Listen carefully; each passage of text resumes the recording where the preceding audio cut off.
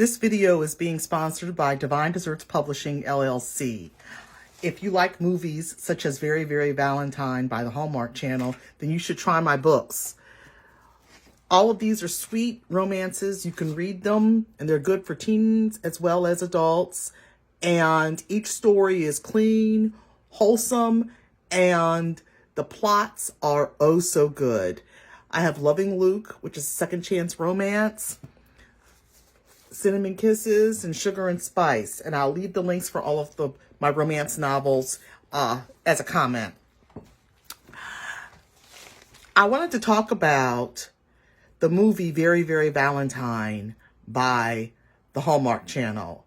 This is one of my favorite movies of all time. And I have my notes here that I need to refer back to because there's just so much to talk about when I look at this movie. So now this, the Very Very Valentine, it's about Henry and Helen.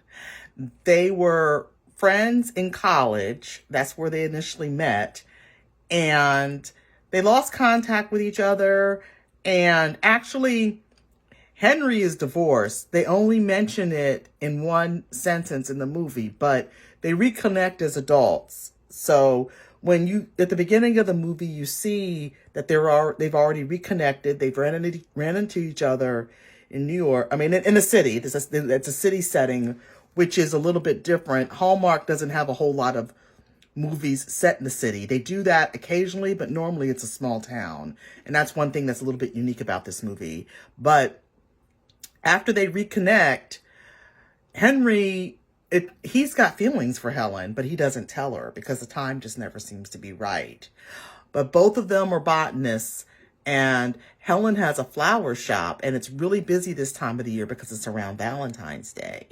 So when Henry asks her to go to this masked ball that's being held for the botany, for his employer, which is a botany, an agricultural botany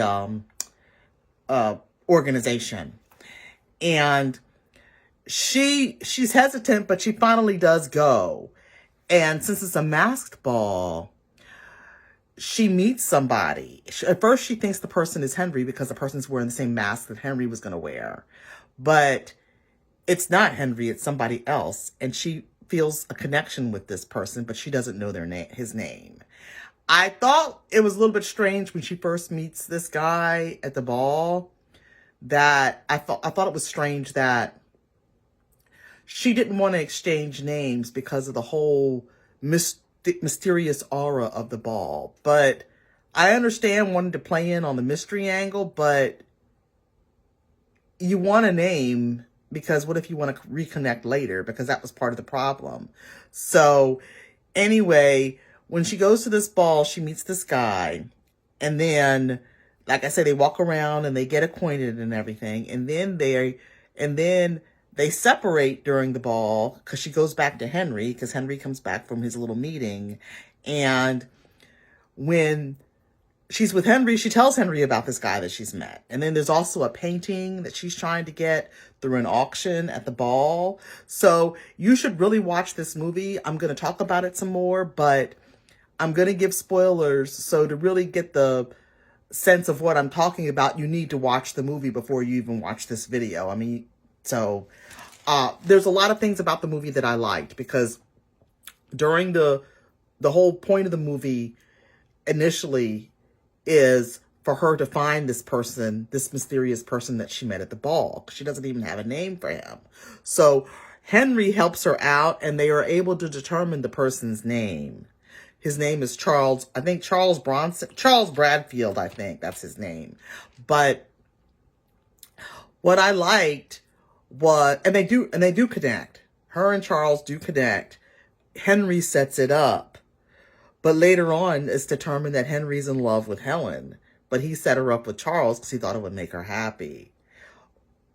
Which is strange because I would have just taken a chance and just said something. Because I kind of thought about something my mom used to tell me. She said, usually when you have a man and a woman, and this is two heterosexual people, a man and a woman who are really good friends with each other, she said usually one person likes the other. They might not act on it or say anything about it, but they might not have the courage to act on it. And that's why I feel this movie actually, that's what happened in the Very Very Valentine with Henry. I also liked in Very Very Valentine, I really enjoyed the music. There was this background music, and I tried to look it up to see what the song was, but I'm coming up empty, so I don't know. Maybe I need to go back and look, and, you know, at the very end of the movie when it's going off and look at the credits, because I don't see what the song is, but it's like a piano music, and then there's a horn playing. It's different music than I normally hear in a Hallmark movie. It's just better sounding. And that kind of adds with the whole aura of the movie.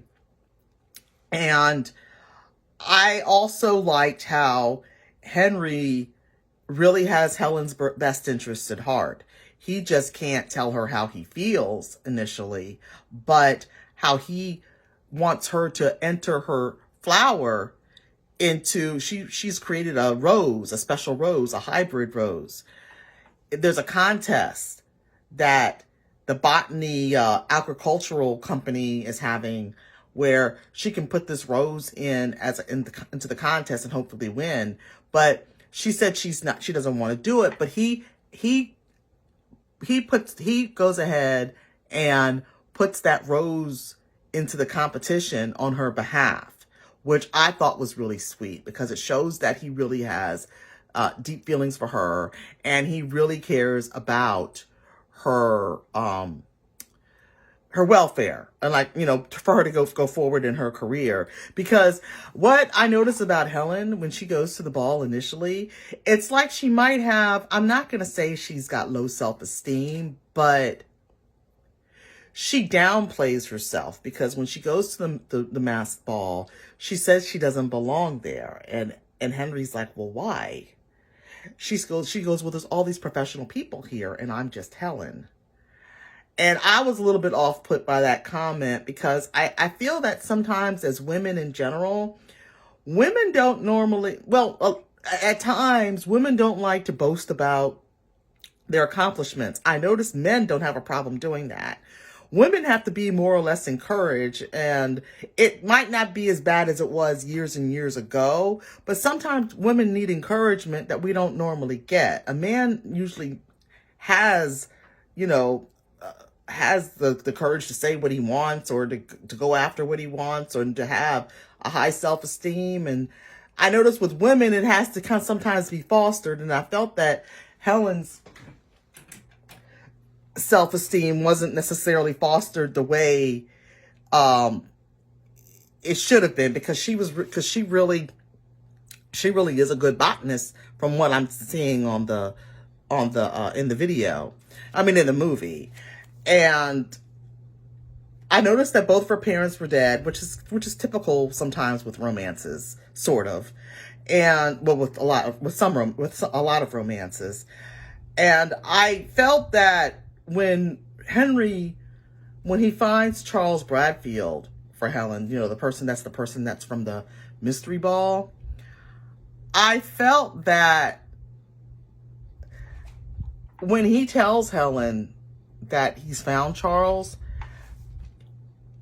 Helen was getting ready to tell Henry that she had feelings for him, because she was talking to I think it's someone who works in a flower shop. There's an older woman that works in a flower shop. I can't remember her name, but she tells Helen that she should give Henry a chance. And Helen's like, well, we're just friends.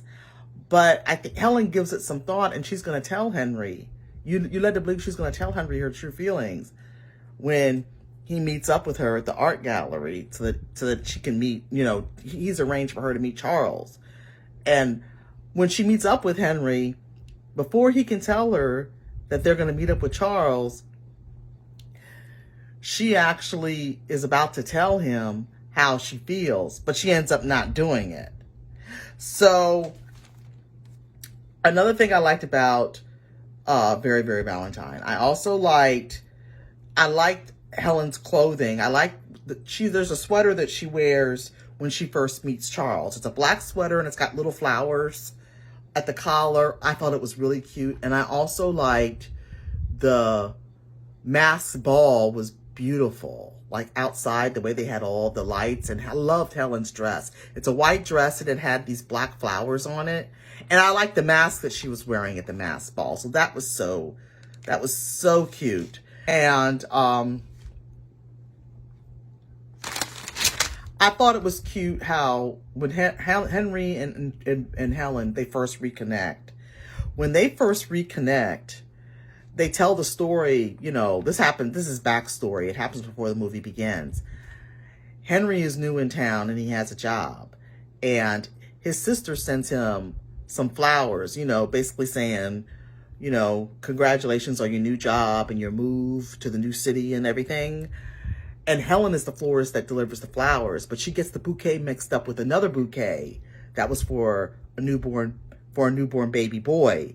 And so when she delivers them to Henry, that's when they reconnect. And this is before the story even begins. And I thought that was a cute little thing that happened between them. I did not like Charles Bradfield. I think he's cute. I thought he was cuter than Henry, actually, because he's got some high cheekbones and he's done other roles for Hallmark movies. I don't think he still does Hallmark movies. I can't remember the actor's name off the top of my head, but his character, he's good looking. And what I didn't like about him, he downplays Helen's role, like, because he's a lawyer and when he talks about all the things he has to do as a lawyer and how his time is sucked up with his job, Helen, you know, she sympathizes with him because she says she has the same problem during Valentine's Day at the flower shop because she's got all these orders coming in and it's a lot of work. Her and her staff have a lot to do.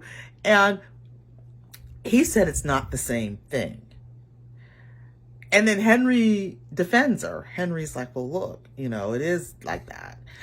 I think he doesn't really respect Helen's profession. I think he likes her as a woman, but I think Helen's profession is respectable. She's got her own business and it seems to be successful. I mean, that's a lot to run your own business. It just is, because I've been trying to do it for years. To actually run your own business and actually get an income to live off of, that's as lucrative as you would get working 9 to 5 for a company, a private or government company. It's hard to do that on your own. It just is. And for her to do that, I think there's a lot that has to be said with what she's doing. And plus, she's got her degree. So I think she has a lot going for her, and I don't think she sees that within herself. And Charles does not help.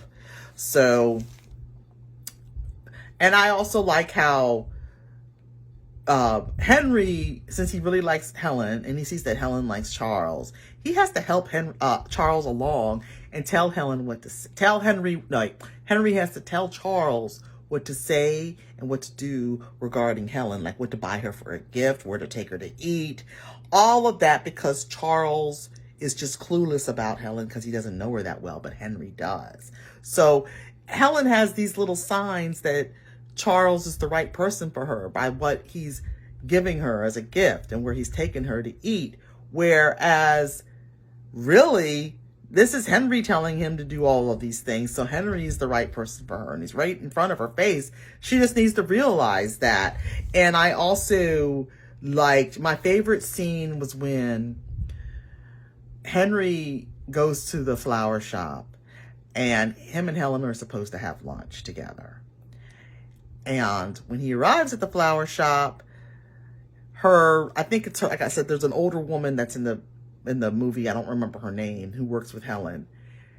He says, well, where's Helen? We're supposed to have lunch. And she goes, oh, she's with Charles. So obviously she's forgotten the lunch date. So he goes by himself to eat lunch. And I think her name is Beth. Beth is the other flat person who works in the flower shop.